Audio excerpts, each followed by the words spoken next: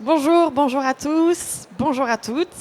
Bienvenue sur cette conférence où nous allons mettre en lumière aujourd'hui le rôle de l'assistante manager. On a aujourd'hui avec nous 3 perles rares à ce titre. Vous allez voir, ce sont 3 assistantes managers d'exception qui vont nous partager leurs expériences, bien sûr. Et au travers de cette conférence, on va également révéler et faire vraiment un focus sur le rôle du manager, de l'assistant dans le spa, dans des centres bien-être et beauté. Et on regardera un petit peu tout l'aspect organisation, les difficultés, etc. Alors juste avant de commencer, on voulait vraiment mettre en valeur ce rôle qui, à mon sens, est un rôle qui a été un petit peu oublié, mis sous le tapis, parce que bien souvent, on vous parle du rôle du spa manager, ça a été traité depuis des années sur les articles, sur les conférences, et effectivement c'est un rôle important, mais c'est tout aussi important qu'un bon spa manager, c'est aussi quelqu'un qui a des très bons assistants managers, donc c'est vraiment ce qu'on va mettre en lumière aujourd'hui. Juste avant de commencer, pour faire un petit peu connaissance, est-ce que vous allez pouvoir lever la main qui est actuellement peut-être spa praticienne, spa réceptionniste, salarié dans un spa ou dans un centre beauté? Si vous pouvez lever la main. Vous êtes nombreuses, parfait. Qui parmi vous est à des postes de manager, soit assistante, soit responsable d'équipe? Très bien. Je vois qu'il y a également des chefs d'entreprise beauté, bien-être. Parfait. Et dernière question, et après c'est bon, vous allez pouvoir vous reposer.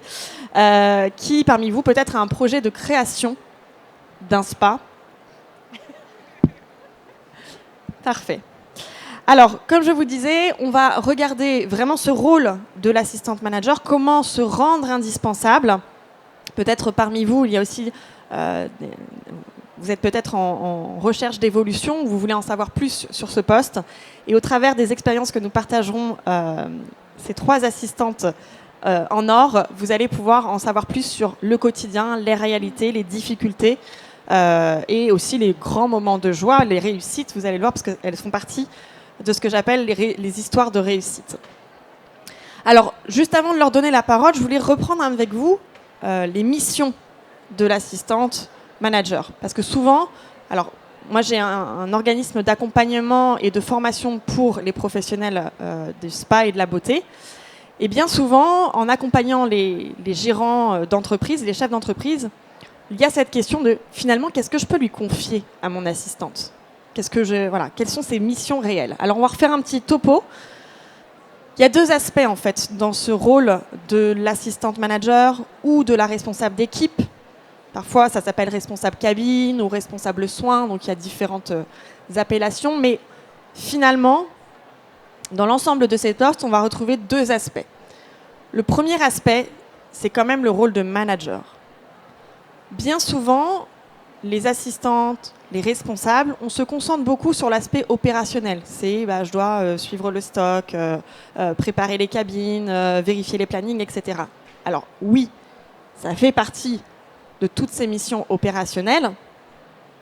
Mais il y a aussi tout l'aspect management, motivation et tout le leadership que les assistantes vont devoir développer et entretenir. Parce que de plus en plus, ce poste-là, c'est vraiment le relais entre la direction, peut-être votre manager qui est en place, et puis les équipes. Et le rôle particulier de l'assistante, c'est qu'il est encore plus proche des équipes que peut l'être, par exemple, le manager ou le chef d'entreprise, et ce qui est normal. Il ne faut surtout pas sous-estimer cet aspect encadrement, motivation, cohésion d'équipe. Et ça, vous allez le voir avec leurs témoignages. On a de très beaux exemples sur comment elles font, comment elles s'y prennent au quotidien. Donc, encadrer, motiver, manager l'équipe, garantir cette cohésion et cet esprit d'équipe. Par rapport à la cohésion, il y a un point aussi qui est important, c'est que l'assistant, comme je vous disais, ça fait vraiment le relais entre la direction ou le manager et les équipes. C'est que l'assistant, c'est lui qui va retransmettre la vision de l'entreprise. Et ça, c'est vrai qu'on ne le revoit pas, on ne l'a pas encore à ce niveau. de comprendre qu'à ce poste de manager, vous incarnez la vision et vous la transmettez aux équipes. On veille au maintien de la qualité de service, donc souvent on a tout l'aspect vérification des protocoles, validation des tests soins. On a tout le suivi et le contrôle vraiment des tâches qu'on peut attribuer à l'équipe. Souvent c'est pendant les temps calmes, entre deux soins, qu'est-ce qu'on peut faire ? Tiens, aujourd'hui il y a aller ranger le linge, aller compter telle et telle chose. L'assistant manager, on en reparlera aussi, co-prépare, parfois anime les réunions, les entretiens. Donc c'est typiquement du management pur et dur. Et puis l'aspect opérationnel, les plannings de rendez-vous, parce que souvent aussi, on le verra, il y a des managers qui passent aussi beaucoup de temps sur la réception. Donc on a tout cet aspect opérationnel par rapport aux agendas.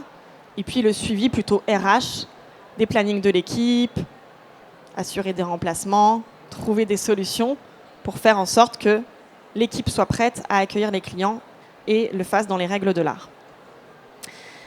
On partagera aussi quelques astuces sur tout ce qui concerne le suivi de l'atteinte des objectifs et la façon dont l'assistante sur le terrain va pouvoir donner des outils à l'équipe pour faire en sorte qu'on fasse les objectifs. Donc l'aspect opérationnel, je le reliste ici, mais en général, on arrive assez bien à le reciter. C'est tout ce qui est création, mise en place des procédures, la gestion des stocks, les comptes rendus de réunion qui sont à préparer et envoyer, l'utilisation du logiciel, vérifier que tout le monde l'optimise et l'utilise de manière juste et correcte. Faire les reportings, être en relation directe, et il y a un aspect de communication très fort entre votre manager ou votre gérant et vos équipes. Donc on a toujours en fait cette espèce de double niveau.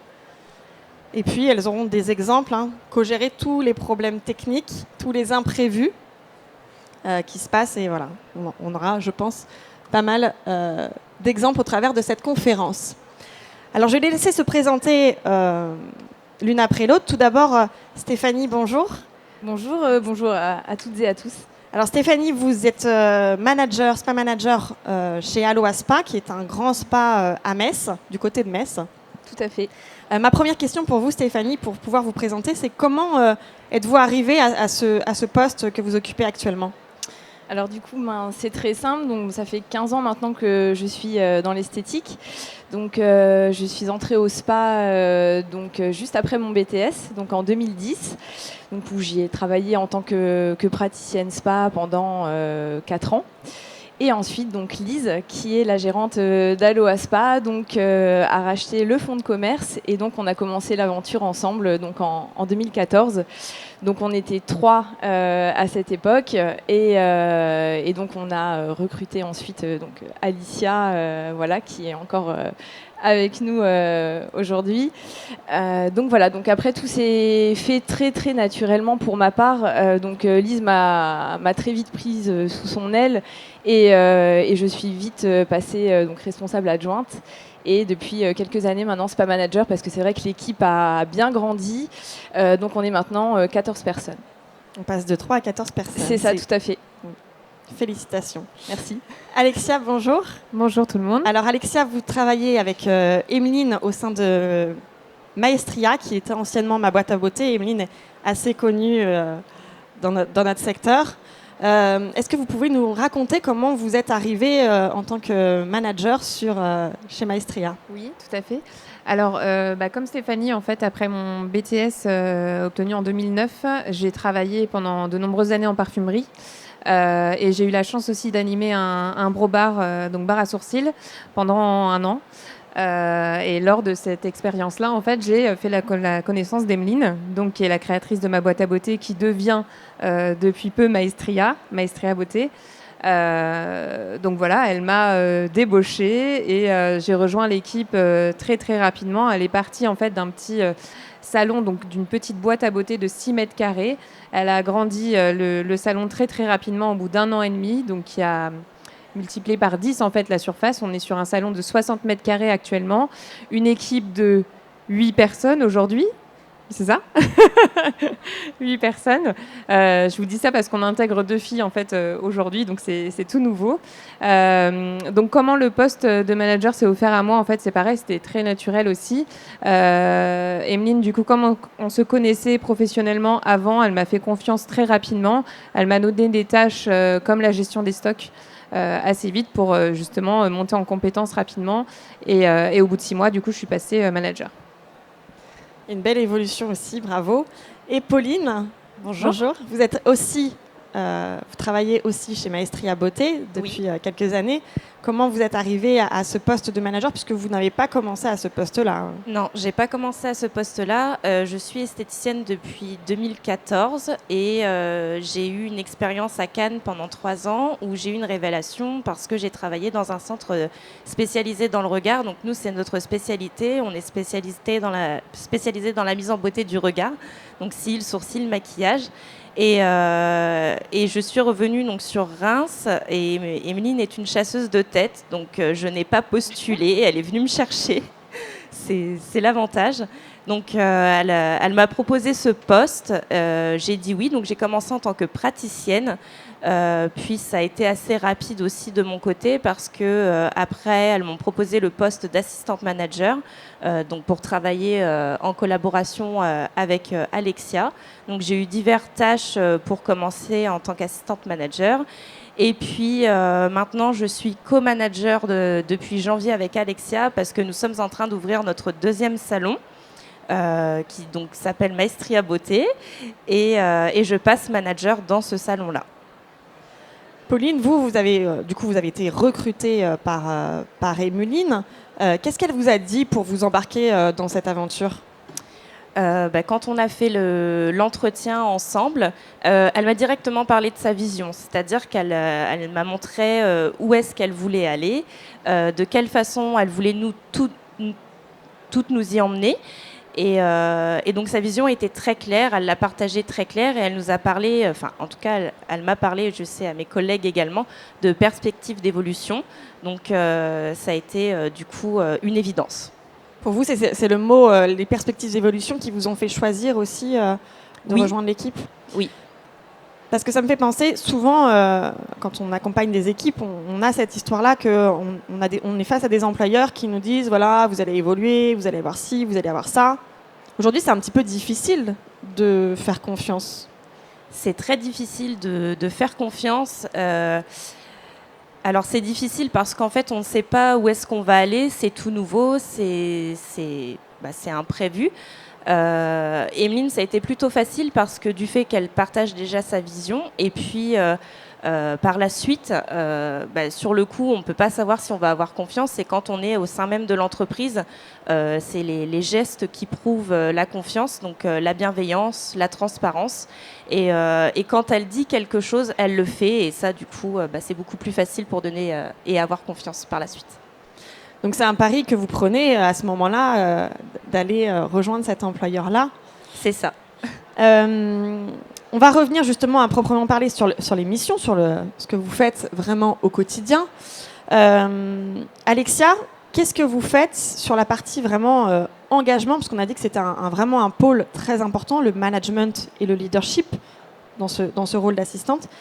Qu'est-ce que vous faites au quotidien pour motiver l'équipe, pour vraiment les engager et faire en sorte qu'elles vous suivent ? Alors déjà, nous, il faut savoir qu'on a énormément de chance. On a une équipe qui est très soudée. On est déjà très autonome. On s'est rendu autonome grâce au management d'Emeline, qui est justement, comme disait Pauline, dans la bienveillance et dans le partage.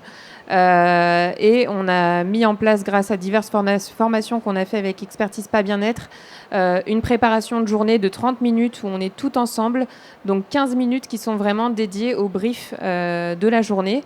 Donc on prend le temps du coup d'expliquer les missions de la journée de chacune et du coup de donner vraiment notre énergie. Notre concept, c'est tout dans la bonne humeur, le fun, le rock'n'roll. Donc du coup on essaie de transmettre ces valeurs-là dès le matin. Et c'est quelque chose en fait qu'on va retranscrire aussi dans nos 2 salons et dans les futures franchises. Donc garder vraiment ces briefs-là qui seront collectifs tous les matins. Donc tous les matins, on sera avec toute l'équipe. Et du coup, ce qui permet aussi de partager les appréhensions de chacune et aussi les interrogations qu'on a pu avoir la veille. Enfin, vraiment le brief qui est collectif et c'est une remise en question constante et ce qui permet aussi vraiment de se rebooster les unes les autres. Quotidiennement. Ouais. Dans ces briefs, en fait, qui sont des briefs quotidiens, vous parlez aussi du suivi des objectifs, qui est quand même une grosse partie de votre rôle en tant que manager. Et qu'est-ce qui se passe si vous êtes par exemple loin des objectifs? Qu'est-ce que vous faites pour reprendre ces objectifs-là? On leur tape sur les doigts. Non. non, je plaisante. Alors déjà, nous, on a la chance d'avoir la possibilité de visualiser les chiffres quotidiennement et de manière individuelle. Donc, c'est-à-dire qu'on a un tableau qui nous permet vraiment de suivre chaque fille, notre réalisation en prestation, en vente, notre taux d'occupation, notre taux de rebooking. Donc, ça permet aussi de responsabiliser chacune des filles sur l'atteinte des objectifs. Si jamais on voit qu'il y a des difficultés, on se voit en entretien individuel de manière mensuelle, et ce qui permet du coup de remettre les choses au clair et de trouver ensemble la solution, d'avoir des clés en fait, de travailler là-dessus à deux, du coup manager et collaboratrice pour avoir des axes d'amélioration sur certaines difficultés. Pour vous, Stéphanie, qu'est-ce que vous avez mis en place pour avoir justement ce suivi d'équipe, pour suivre l'atteinte des objectifs, suivre leurs performances? Qu'est-ce que vous faites comme système? Alors du coup, nous, on a mis en place donc un système d'entretien aussi, comme les filles. Donc un entretien trimestriel donc, qui est fait donc, par Lise et moi. Donc vraiment pour faire le point un petit peu de ce qui a été, ce qui a moins été durant ces 3 mois passés. Donc les filles ont également des entretiens mensuels donc avec mes adjointes, mes 2 adjointes, donc Marie et Ophélie. Donc voilà, une fois par mois, pour faire un petit peu le point, voir un petit peu l'évolution aussi de leur objectif, de ce qu'elles rencontrent comme difficulté aussi, parce que c'est important qu'elles se sentent épaulées aussi par l'équipe de managers. Je pense qu'on est assez à l'écoute et si elles ont le moindre problème, c'est important aussi qu'on puisse nous rebondir et trouver des solutions avec elles si elles n'y arrivent pas toutes seules. Et qu'est-ce qui se passe, pareil, même question, si les objectifs ne sont pas atteints, comment vous procédez? Alors c'est vrai que là, on va un petit peu plus creuser lors des entretiens trimestriels, donc avec Lise. C'est vrai qu'on va leur poser tout un tas de questions, comprendre pourquoi, selon elles, elles n'ont pas réussi à atteindre ces objectifs-là. Qu'est-ce qui pourrait les aider aussi? Quels outils on pourrait leur apporter pour qu'elles soient plus performantes?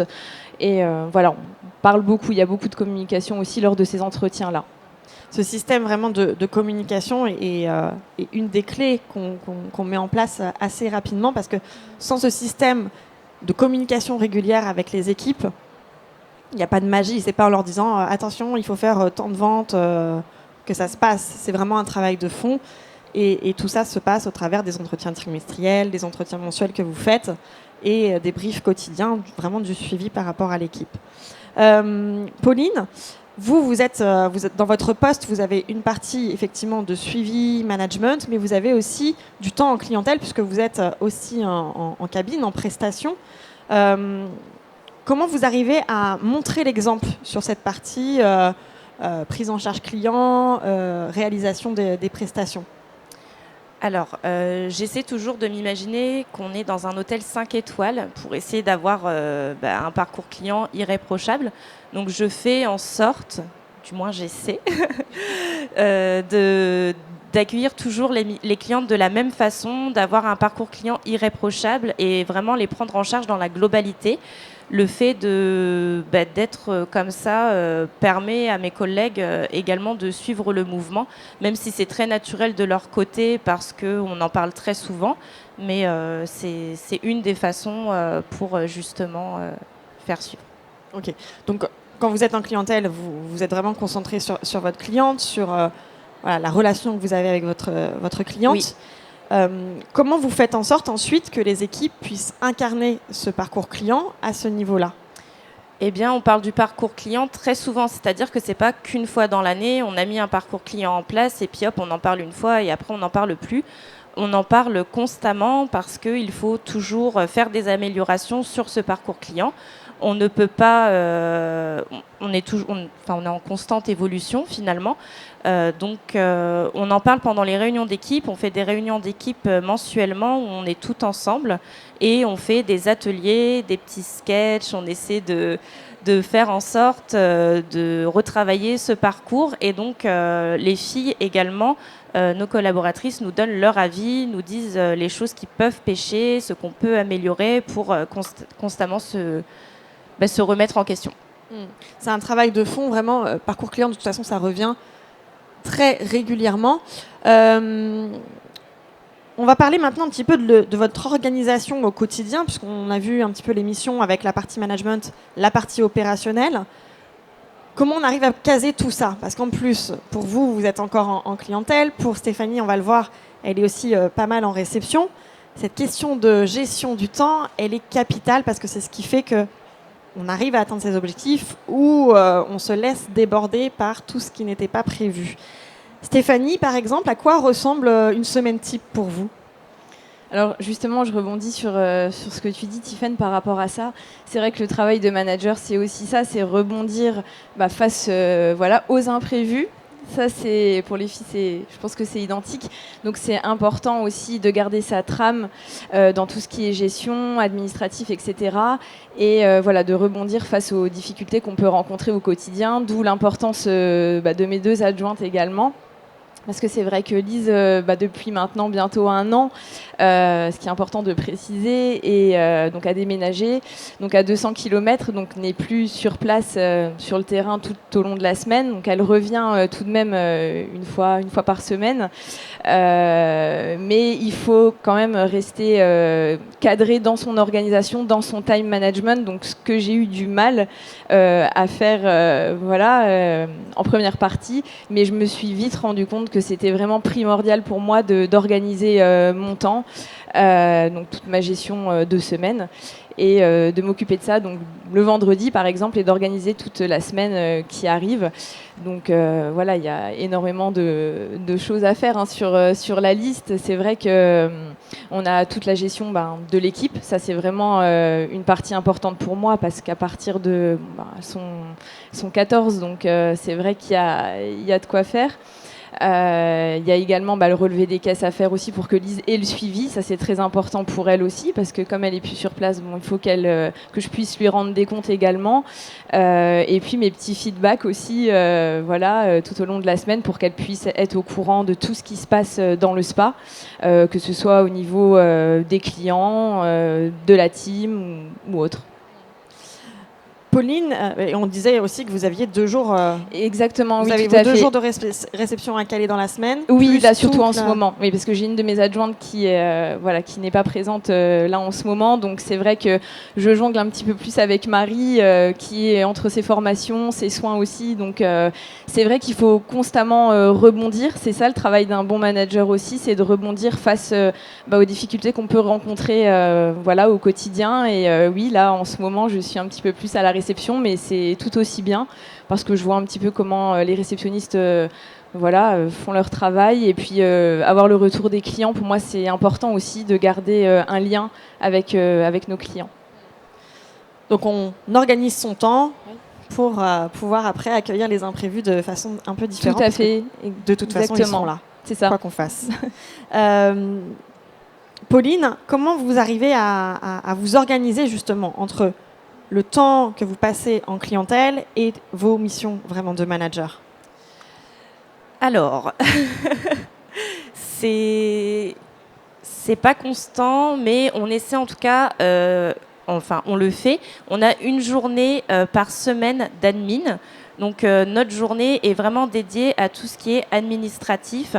On va gérer tout ce qui est préparation réunion d'équipe, préparation des entretiens individuels, faire les entretiens individuels, la gestion des stocks, la gestion des commandes, et puis il y a tous les à côté qui suivent, les plannings également. Ça, c'est un gros point où on travaille beaucoup dessus.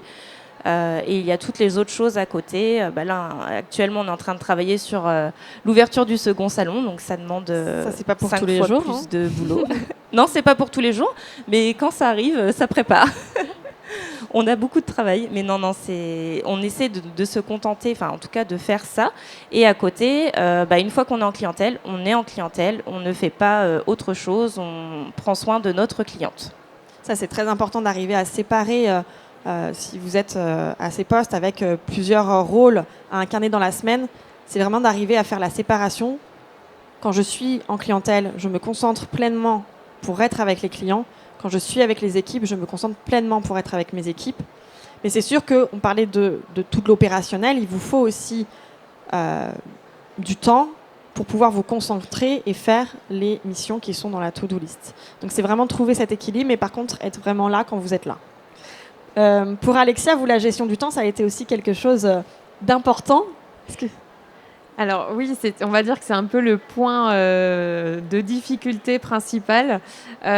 Pourquoi ? Parce que justement, on est en constante évolution chez nous. En fait, rien n'est jamais stable. Donc, on essaye de faire un planning fixe avec nos tâches administratives. Donc, essayer de se dédier une journée complète à l'administratif. Voilà, sachant qu'il y a toujours des imprévus, hein, comme on le disait.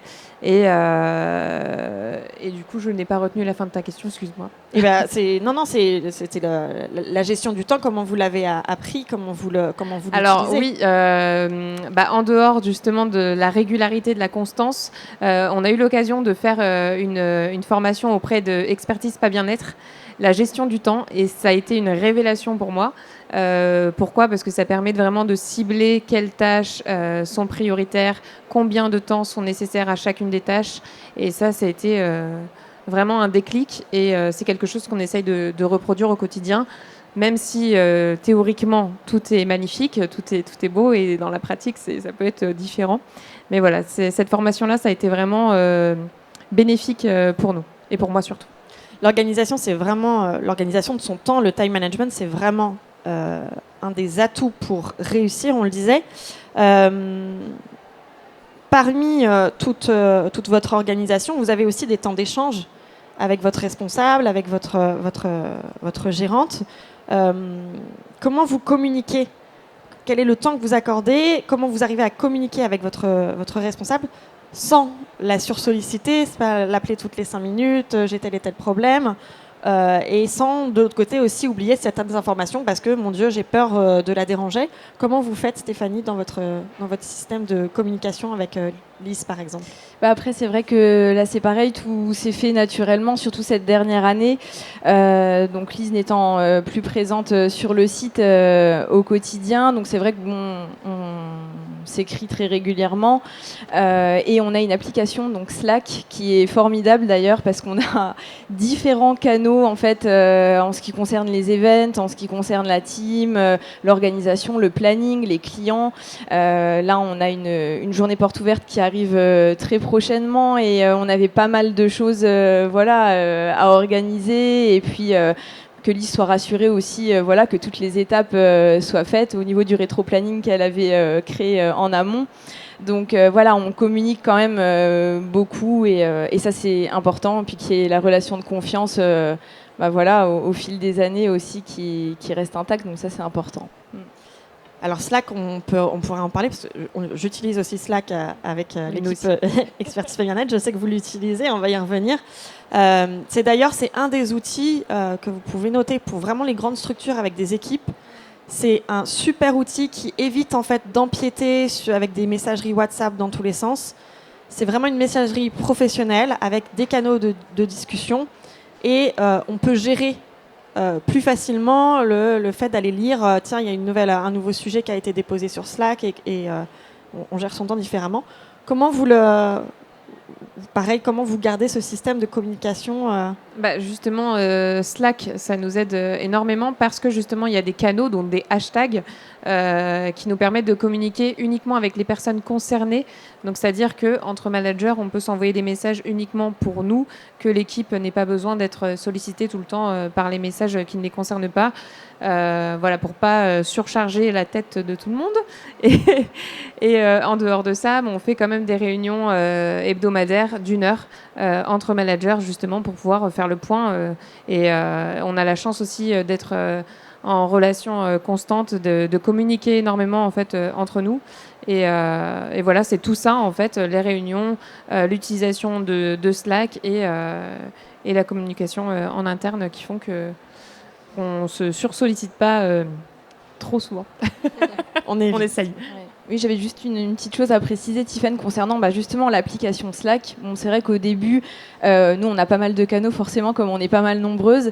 Et c'est vrai que ça peut être vite débordant quand on voit les notifications, ça s'accumule. C'est très important, en fait, de ce que Lise m'a conseillé de faire, et ça va beaucoup mieux depuis, de consacrer du temps, par exemple, un petit quart d'heure dans la journée pour se poser, analyser vraiment tous les canaux, les messages, les échanges, etc.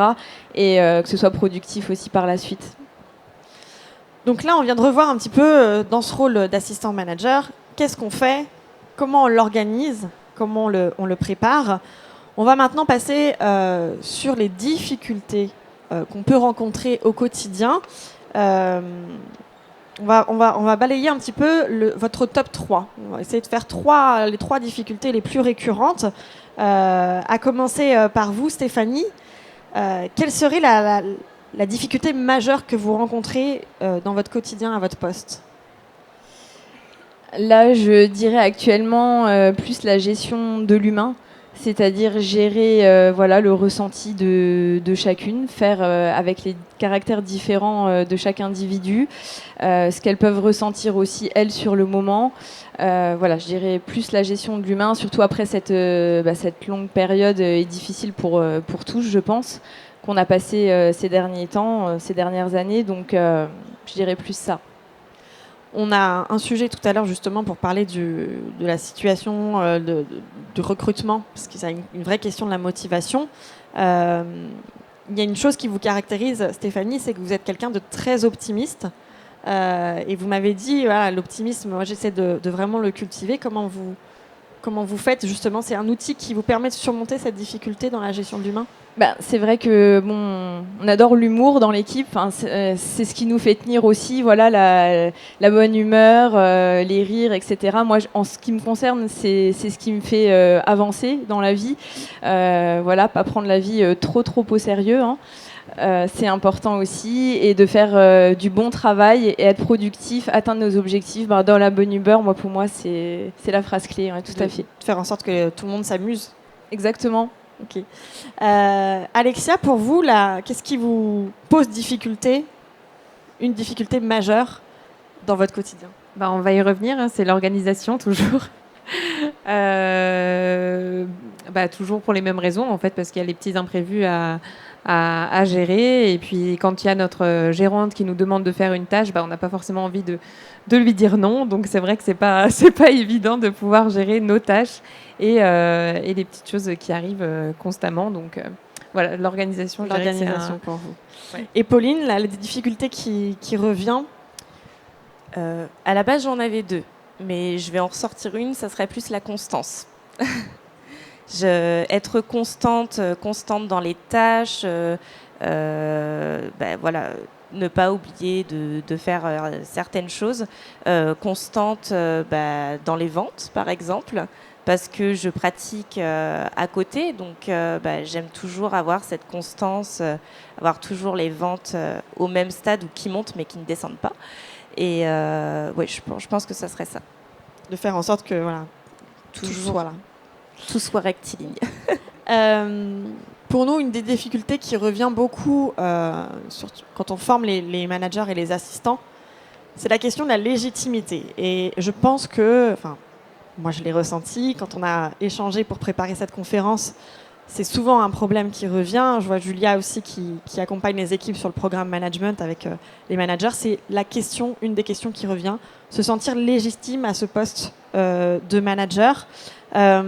Stéphanie, comment vous avez réussi à faire la part des choses? Parce qu'il y a une chose qui est particulière chez vous, c'est que vous êtes aussi très proche personnellement de vos collaboratrices. Comment vous arrivez justement à faire la part des choses entre la qualité de relation personnelle que vous avez envie de garder et puis quand vous êtes dans votre rôle, dans votre job, pour faire en sorte que si on a quelque chose à reprendre, il faut le reprendre?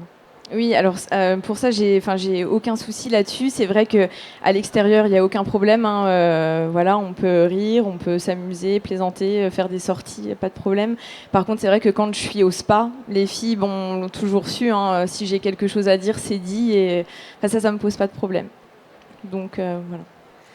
Pour Pauline, ça a été une vraie question aussi pour vous, la question de la légitimité, parce que vous êtes rentrée, comme on le disait, chez Maestria en tant que praticienne, et puis vous avez évolué. Donc il y a ce moment où on passe de collègue à manager, qui est franchement pas évident. Ça me rappelle aussi des souvenirs. Comment vous l'avez vécu ce Alors moment? pour moi, c'était pas évident du tout parce que je ne me sentais absolument pas légitime. Je me disais pourquoi moi et pas une autre de mes collègues. C'est vrai que c'est une question qui est pas facile. Et puis après, on se remet les idées en place et on se dit, voilà, je vais rester telle que je suis. Je suis la même personne, simplement j'ai des tâches supplémentaires. Et puis on est une famille. C'est la phrase que je dis tout le temps. Mes copines sont devenues mes collègues, donc en dehors on est copines et à l'intérieur du boulot on est collègues. Quand je suis passée assistant manager, finalement c'est là où ça a été le plus difficile parce que c'est là où je me suis sentie le moins légitime. Et puis après, on a beaucoup communiqué, on a beaucoup dialogué, on a fait une réunion d'équipe où chacune a remis les choses sur la table, où on a tout mis au clair, nos tâches, le pourquoi, du comment. Et puis on évolue tout en même temps, et ça c'est l'avantage. C'est pour ça que je me suis dit finalement on est toutes légitimes. On est légitimes. Par exemple, ma collègue Laura devient formatrice, Lisa devient assistant manager, Alexia évolue dans son poste. Il va y avoir il y a de nouvelles recrues. Donc on évolue toutes. Donc on a toute une légitimité sur chaque poste. Je ne sais pas si peut-être lever la main si vous vous sentez concerné aussi par cette question de la légitimité. On se dit finalement pourquoi moi, ou est-ce que je suis à la hauteur? C'est souvent quelque chose qui revient sous cette forme-là. Ou peut-être vous avez aussi évolué. On a souvent été collègues avant et puis on évolue. C'est souvent quelque chose qui revient, cette difficulté, comment j'incarne mon nouveau rôle et comment je me positionne par rapport à mes collaboratrices, par rapport à mes collègues.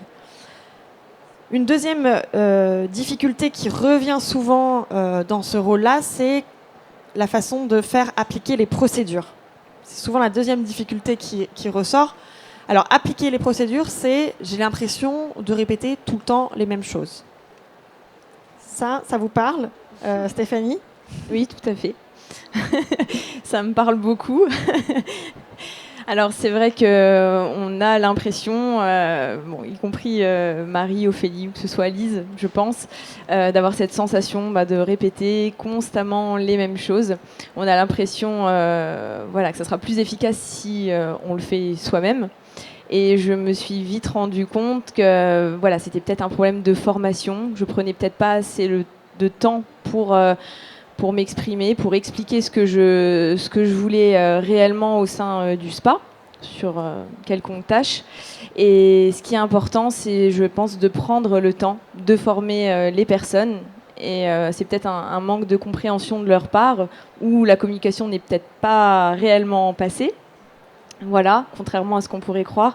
Et donc, plus on forme et plus on délègue aussi, ce qui est important aussi. Moi, je travaille dessus au quotidien, que c'est quelque chose que j'avais pas l'habitude de faire. Je prenais vraiment tout sur moi et à un moment donné on peut plus, ça passe plus. donc voilà, apprendre à déléguer, c'est très très important quand vous êtes dans une grande équipe aussi, et on se rend compte au final que les choses peuvent être faites complètement. Très bien. Voilà, que ce soit très bien fait. Alexia, comment faire passer le message lorsqu'on a l'impression justement de répéter sans cesse les mêmes choses, de rabâcher les procédures? Alors, ça va être un peu la même réponse que Stéphanie, du coup. C'est beaucoup de communication, ça passe beaucoup par là. On échange énormément, du coup, entre nous toutes et on prend l'avis en compte de chaque collaboratrice. Et c'est ce qui fait aussi que les procédures ne sont pas simplement faites sur un papier et qu'on donne à l'arrivée, on va dire. Et on se remet toutes en question tout le temps. On participe à l'élaboration des procédures, ce qui fait que chacune se sent intégrée et responsable. C'est pas évident tous les jours de se dire qu'on a vraiment l'impression de répéter tout le temps la même chose. Donc il y a des moments de doute. Mais en dehors de ça, voilà, on sait que quand on a une équipe qui est hyper soudée comme la nôtre, on est entouré et toutes motivées. Et, voilà, même si on se répète, on sait qu'elles nous en tiendront pas rigueur et que les entretiens individuels aussi permettent de remettre les choses au clair. En suivi individuel, vous reprenez, voilà. Donc ça, c'était vraiment pour la partie difficulté. Et le sujet de cette conférence, c'était comment on arrive à se rendre indispensable. Ici, ce qui est intéressant, c'est de regarder la façon dont vous avez développé, vos compétences. Parce que si vos entreprises dans lesquelles vous êtes, elles ont une croissance exceptionnelle. Vous êtes passé, Stéphanie, de 3 à 14 personnes.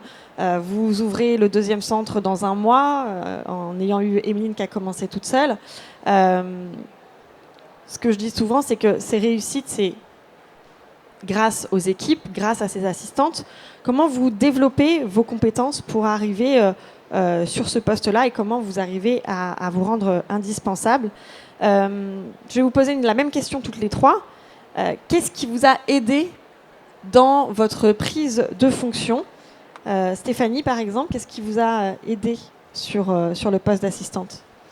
Alors moi, ce qui m'a aidée déjà, c'est Lise. Lise, parce qu'elle avait déjà eu ce poste-là auparavant. Elle connaît beaucoup de choses dans le monde du bien-être, du spa, de l'esthétique. Donc c'est toujours des conseils qui sont bons à prendre. C'est important pour moi d'avoir des échanges aussi réguliers avec elle. Et c'est vrai que lorsque l'équipe a grandi assez rapidement, on s'est vite entouré de SBE, expertise spa bien-être. Et on est vraiment très très reconnaissante par rapport à vous, parce que c'est vrai que vous nous avez donné des tas de conseils. Enfin, on a revu tout notre parcours client. Enfin, il y a énormément de travail qui a été fait derrière tout ça. Lisa a retravaillé directement à la sortie des formations. C'est vrai qu'on a fait tous les modules. On a fait le module leadership, marketing et communication, le module vente à 360 degrés qui était aussi très très intéressant. Et je pense qu'il est important de bien s'entourer quand on veut monter un spa ou quand on veut diriger une équipe aussi nombreuse, parce que c'est vrai qu'il y a quand même de l'enjeu financier derrière et il ne faut pas se tromper. Ça peut coûter cher. Et voilà, donc c'est vrai qu'après toutes ces formations-là, on s'est senti vraiment beaucoup plus épaulé et plus écouté aussi. Moi, c'est vrai qu'en ce qui me concerne, j'ai refait un module concernant le leadership que j'avais déjà effectué quelques années auparavant avec Lise. Et j'y suis retournée toute seule et j'ai rencontré des spa managers, donc comme moi, qui dirigeaient des équipes, des plus grandes équipes. Et je me suis sentie complètement comprise. Et c'est vrai que je suis ressortie de cette formation complètement reboostée. Et ça a été plus que productif, parce que c'est vrai que c'était pendant les fêtes de fin d'année. Donc j'ai mis en place aussi tous vos systèmes de petits challenges semaine par semaine sur le mois de décembre. Ça m'a aidée. Et puis les filles s'en sont amusées aussi. Et puis on a réussi notre mois de décembre d'ailleurs. Donc voilà, merci à vous. Bravo, c'est votre travail. Alexia aussi, ce qui vous a aidé, effectivement, vous avez un manager très inspirant. Comment vous avez pu évoluer justement sur ce poste? Comment vous avez développé vos compétences? Alors, j'allais justement répondre que c'est grâce en grande partie à Emeline, qui est une source d'inspiration au quotidien. Alors déjà en elle-même, grâce à sa personnalité qui est, du coup, comme on le disait au début, fun, rock'n'roll et une idée à la seconde. Et elle a eu aussi la chance de pouvoir se faire former par Expertise par Bien-être et d'autres comme Belliste. Voilà, on a eu beaucoup de formations et grâce aux formations qu'elle a suivies, elle nous a transmis tout ça. Donc elle a ces valeurs de transmission et nous, elle nous a permis également de se former de manière individuelle ou en groupe également. Voilà, c'est grâce à son expérience, à nos propres expériences également. On grandit ensemble et c'est vraiment un travail d'équipe au quotidien et les formations d'Expertise par Bien-être nous ont beaucoup aidés. Pauline, d'ailleurs, justement, vous venez de terminer le module management et leadership. Qu'est-ce que ça vous a apporté? Le fait de suivre une formation sur du management et du leadership, là où, pardon, je raconte juste une petite histoire. Quand moi j'ai commencé il y a presque 15 ans maintenant, j'avais appris sur le tas. En fait, j'avais eu le sentiment d'être propulsée ici et d'essayer de tâtonner avec les managers précédents que j'ai observés, essayer de comprendre, essayer de réfléchir à ma sauce. Mais quand on fait une formation comme ça, management, qu'est-ce que ça fait de différent? On voit beaucoup plus clair.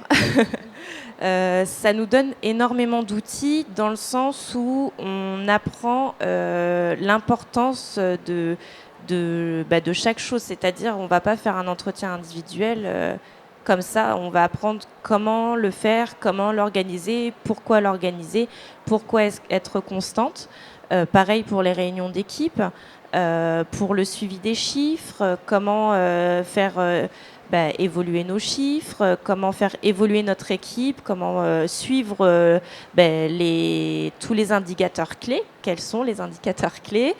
On a, en fait, tout donne de l'expérience et nous apprend à être non pas un manager, mais un leader. Le leadership, de toute façon, c'est une des clés. On en reparlera tout à l'heure dans la prochaine conférence, effectivement. Vous parlez beaucoup, et c'est vrai qu'on parle beaucoup de Lise et d'Emeline comme source d'inspiration. Qu'est-ce que vous, à titre personnel, vous utilisez aussi pour vous inspirer peut-être de façon externe? Est-ce que vous avez des livres que vous suivez? Comment vous arrivez? Est-ce que c'est juste d'aller recharger vos batteries? Comment vous-même vous développez vous développez à titre personnel? Alors moi, c'est vrai que pour moi, la famille et les amis sont très importants. Donc ça, grande source de motivation au quotidien. Et j'essaie d'avoir une vie saine, tout simplement. De faire des choses qui me font du bien, écouter de la musique. J'adore Christophe André aussi. Je lis beaucoup de textes. C'est un psychiatre de base, mais qui écrit beaucoup. Et les relations humaines m'intéressent et me passionnent. Et j'essaie de prendre soin de moi pour pouvoir prendre soin des autres et puis avancer. Est-ce que Alexia et Pauline, vous avez pareil comme Stéphanie qui suit Christophe André sur la question de la gestion humaine, est-ce que vous avez comme ça des sources d'inspiration que vous utilisez à titre personnel et qui vous servent dans votre métier? Alors, j'adore regarder des vidéos sur YouTube. J'y passe mes soirées. Alors, ça peut être sur le développement personnel, sur le stress, la sophrologie. En fonction de mon état, je vise la vidéo que je veux regarder. Et puis le développement, ça a été toutes les expériences aussi que j'ai eues auparavant. Avec les managers que j'ai pu avoir, ça m'a aidé justement à savoir qui je voulais être et surtout qui je ne voulais pas être. Surtout. On a souvent fonctionné comme ça aussi. Alexia, est-ce qu'il y a quelque chose que vous faites aussi pour soit travailler sur les relations humaines ou sur vous, sur arriver à évacuer le stress? Alors, ça va être un petit peu la même réponse que Pauline. Moi, je lis beaucoup de livres sur le développement personnel aussi. J'écoute des podcasts grâce au conseil de Expertise pas Bien-être. Et du coup, en dehors de ça, j'essaie d'avoir un équilibre stable entre la vie pro et la vie perso. Faire beaucoup de sport aussi. Garder un temps aussi pour les sorties, pour les soirées entre collègues ou avec des amis en dehors du travail. Donc vraiment, l'équilibre entre le pro et le perso, c'est hyper important. C'est un point que je voulais aussi vraiment souligner parce que la différence entre les managers qui font vraiment les tâches opérationnelles et les managers qui prennent aussi le temps de se développer, de réfléchir un petit peu à ces relations humaines, comment je communique, est-ce que je communique bien, est-ce que parfois on a l'impression de bien communiquer et que c'est en face où on ne comprend pas et je me répète, etc. Donc c'est toujours très intéressant sur des postes de manager et sur des postes de leader d'avoir ces choses qui vont soit nous nourrir, soit nous recharger nos batteries, parce que si vous ne faites pas ce temps-là, on se laisse souvent noyer. Et, donc vous avez parlé beaucoup de votre manager très inspirant, l'une comme l'autre. Justement, j'aimerais revenir et faire un focus sur cette relation. Comment on arrive à faire la relation en tant qu'assistante manager avec notre direction. Et puis un petit point particulier, c'est comment on arrive à manager son manager, parce que ça fait partie aussi des compétences des assistants, manager son manager. Pour Pauline et Alexia, comment ça se passe ça ? Alors, faut savoir une petite chose. En fait, de mon côté, je suis amie dans la vie avec Emeline, très amie. Et en fait, dès qu'on s'est dit qu'on allait travailler ensemble, on a mis les choses au clair tout de suite. On a un système très simple en fait. On s'est dit que on communiquait par SMS pour le pro et sur Messenger pour le perso. Et ça marche très bien. Ça fait maintenant plusieurs années qu'on bosse ensemble. On a l'avantage de s'être connus professionnellement avant de devenir amis. Donc on était déjà hyper carré là-dessus. On se connaît très bien. On communique énormément. Il n'y a pas de filtre. Elle est transparente, que ce soit avec moi et avec l'équipe. Ça fait partie de ces valeurs hyper importantes. Et voilà, c'est juste une relation de confiance. Et comment manager son manager, juste lui dire des fois stop et essayer de répondre à ses attentes sans pour autant la frustrer et nous être frustrés aussi. Okay. Et pour vous, Pauline, vous n'aviez pas cette relation personnelle auparavant, comment du coup vous arrivez à manager votre manager ? Ça s'est fait tout naturellement. C'est souvent qu'on dévie un peu sur plein de choses et on arrive à se recadrer. On s'apaise aussi mutuellement parce qu'il y a des moments où voilà, la bouilloire elle est prête à éclater et on se dit wow, calme-toi, ça va bien se passer. Et du coup, on est à l'écoute mutuellement. Elle arrive à se remettre en question et c'est l'avantage parce qu'on peut parler. Voilà, quand on peut dire les choses, on n'a pas peur de dire les choses, on n'a pas peur de dire comment elle va le prendre, est-ce qu'elle va mal le prendre. Non, c'est pas du tout le cas. On lui dit, elle est humaine, elle est très humaine. Si ça va pas, on lui dit. Elle le comprend. On essaie d'apporter les solutions en même temps. Si on n'y arrive pas, elle nous trouve des solutions. Et du coup, ça se fait très naturellement. Proposer des solutions, anticiper, c'est aussi de votre rôle d'aller devancer les problèmes et de rentrer avec des solutions à proposer. On essaie d'être autonome et d'apporter les solutions. Parfois, ça coince, mais on y arrive de mieux en mieux. Pour vous aussi, sur cette relation manager-gérant, Stéphanie, votre relation avec Lise, elle est là depuis de nombreuses années avec votre... et puis, elle a évolué, puisque Lise est partie physiquement. Comment vous arrivez justement à manager cette relation-là ? C'est vrai que oui, avec Lise, maintenant, on se connaît depuis bientôt 8 ans. Et je pense que le fait d'avoir démarré aussi l'aventure ensemble, d'Allo à Spa, ça a fait beaucoup de choses. Il y a des choses parfois qui sont un peu inexplicables et on est partis à deux. Et puis maintenant, c'est sûr que l'équipe a bien évolué. On a grandi aussi un petit peu comme les filles l'ont dit. On a grandi un petit peu ensemble également, évolué ensemble. Et après, c'est vrai que tout se fait naturellement aussi. On communique beaucoup, c'est important, même sur des choses qui vont moins bien. On se dit les choses aussi. On va se laisser un petit peu de temps après.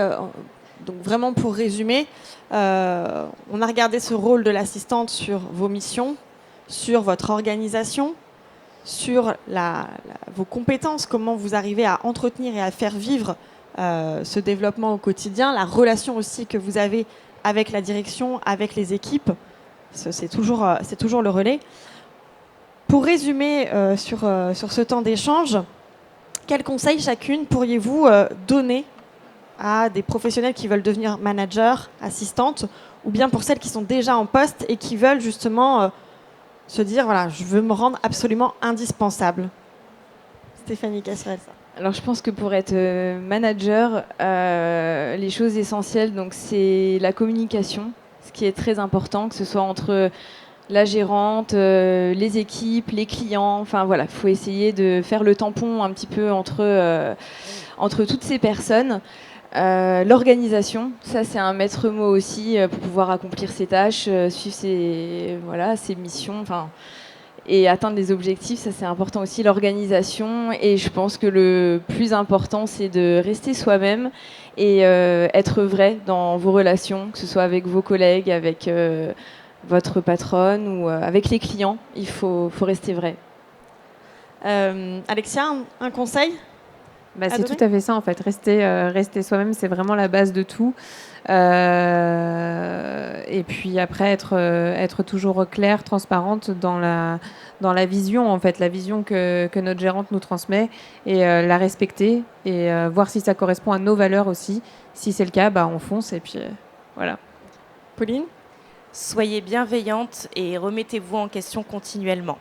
C'est aussi très important. Merci beaucoup, merci à vous pour votre participation. Merci. Merci pour votre temps, votre écoute. Et puis je vous dis à tout à l'heure à 14h aussi.